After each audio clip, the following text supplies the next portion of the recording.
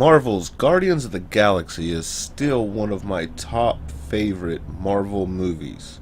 Out of all the comic book movies they've made, that one to me was really special. I actually did collect the Guardians of the Galaxy comics for a while and kept up with a lot of the cosmic going-ons within the Marvel universe, so it was really cool when they announced that they were doing Guardians of the Galaxy. Saying that, I'm a little late on this, but I finally got around to watching Guardians of the Galaxy Volume 2. And I am going to give you my thoughts and opinions coming up. So stick around.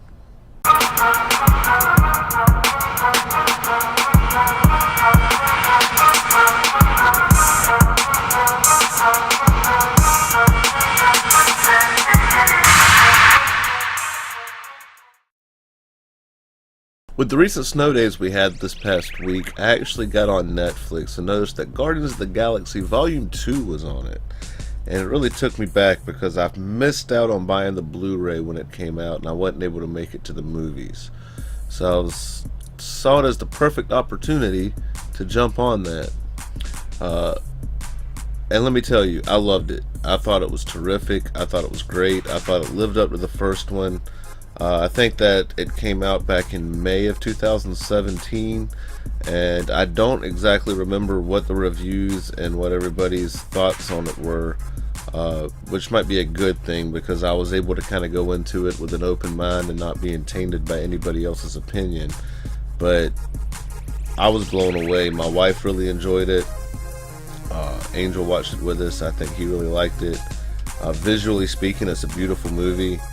The comedy in it is on point. I thought it was hilarious. Even on the second watch through, we actually watched it twice. I still laughed at some of the same things because the timing and delivery is just perfect, especially with Drax. The character arc of Rocket being an asshole and then kind of coming to terms with why he's an asshole, and Yondu and him and Yondu coming together and kind of having something in common. And oh my god, like this movie was terrific.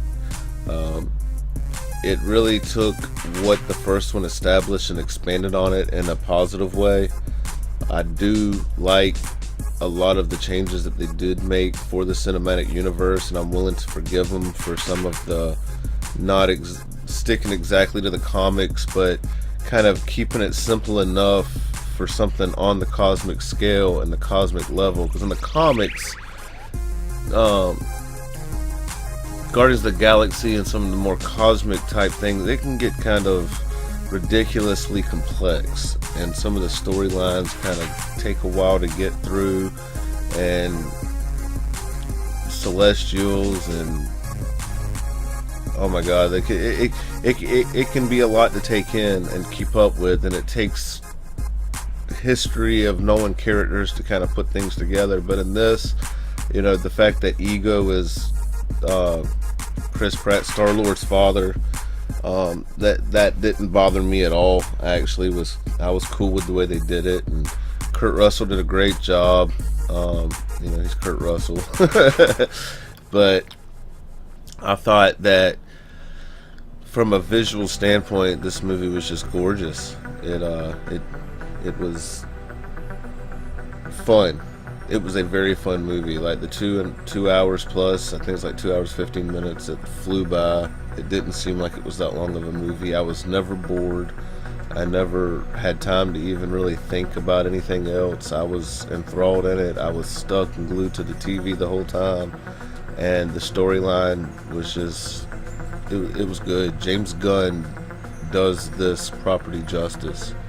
It really goes to show that in 2017, it's 2018 now, but I mean, like, you can still make fun space fantasy adventures, even with Disney producing them, and do them the right way. And it's really nice to see that you can tell that he has a passion for the property, that he cares about the characters and he cares about what's going on, and it shows through the movie. Baby Groot was hilarious. I love that. I mean, like, I'm smiling right now thinking about some of the parts in the movie. I don't want to give away everything. This is more just an overview and opinion. But there was never a point in the movie that I was like, oh my god, this sucks, or this is boring. And lately, with any movie that I've seen, even if it's movies that I've been expecting or anticipating, there's always some slopey part where it kind of gets off track, or it deviates from the storyline to a point to where I'm like, alright, can we get back on track here? So I mean, it was really cool to be able to watch a movie that felt like it flew by, but in a good way.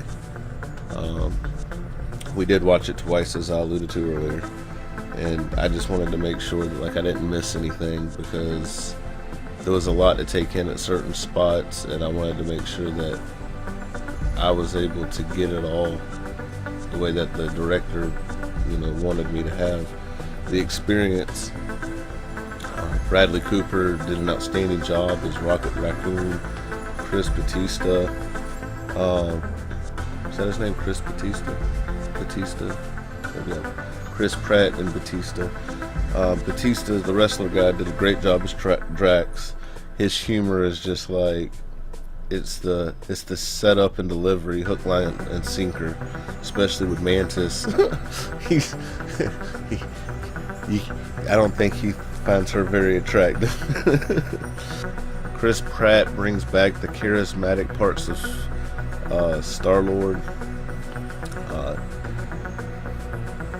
This movie's just amazing. It is. It's amazing. Zoe Saldana did great as Gamora again. And normally, I probably wouldn't be a huge fan of them trying to do a romantic part with, like, Peter and Gamora, but I think it worked in this movie. I really do. I think that you can tell they have some kind of chemistry. Peter Quill giving up being immortal and being a god because he says it's, like he said in the movie, like, you'll be like everybody else, and he's pretty much like, there's nothing wrong with that. That really was a great part, and it made a lot of sense for his character. Let me see. The lowest part of the movie, I think, and it's very small, was just the character of Nebula. I wasn't a huge fan of Nebula. I know she wants to kill Thanos, and I know she's mad, but I thought that she just was the weakest character out of all of them, honestly. Yondu getting his actual fin that looks more like in the comics was badass. I really like that. I'm so glad they gave Michael Rooker a bigger role in this. I love him as an actor. I loved his character. When the first movie came out, I kind of got confused on why they would make him Yondu, but this movie just kind of really sealed the deal. It, like, made his character arc full circle, and, like, you kind of feel for the guy, like, from an emotional standpoint. I think they did a perfect job with that character. I'm Mary Poppins, y'all. No, I was very pleased, and it just seemed like it was actually thought out fully. Like, James Gunn had a vision for this movie and was able to deliver it into a cohesive film that I'm guessing Marvel allows him just to have whatever decisions, or have freedom to do what he wants to do, and there's not a lot of interference. I don't know, this movie just felt like the opposite of a Zack Snyder DC movie, in my opinion, where it's like, alright, well, I know there's going to be a lot of political bullshit from the studio involved, and then I'll be able to see bits and pieces of what he was intending to do. But I don't know. And at the very end, we got to see the pod, and she says his name. So that's really, really cool. I was wondering how they were going to introduce Adam Warlock. into the Marvel Cinematic Universe. It was teased that it could have been the cocoon that was at the collectors in the first Guardians of the Galaxy, but we finally actually have it where it's referenced to be Adam Warlock. But yeah, I love this movie. I think anybody could jump in and watch it and enjoy it for what it was, even if you're not into the comics or into the lore. I think that it's just a fun, good time, and I would recommend it to anybody. I think everybody should watch it. I think that all the characters did a great job, all the actors, and it was a perfect follow-up to the first one, and I can't wait to see what they do moving forward with this property. And we will end it with that. If you enjoyed this, please like, share, and subscribe, and we will catch you in the next one. Have a good one.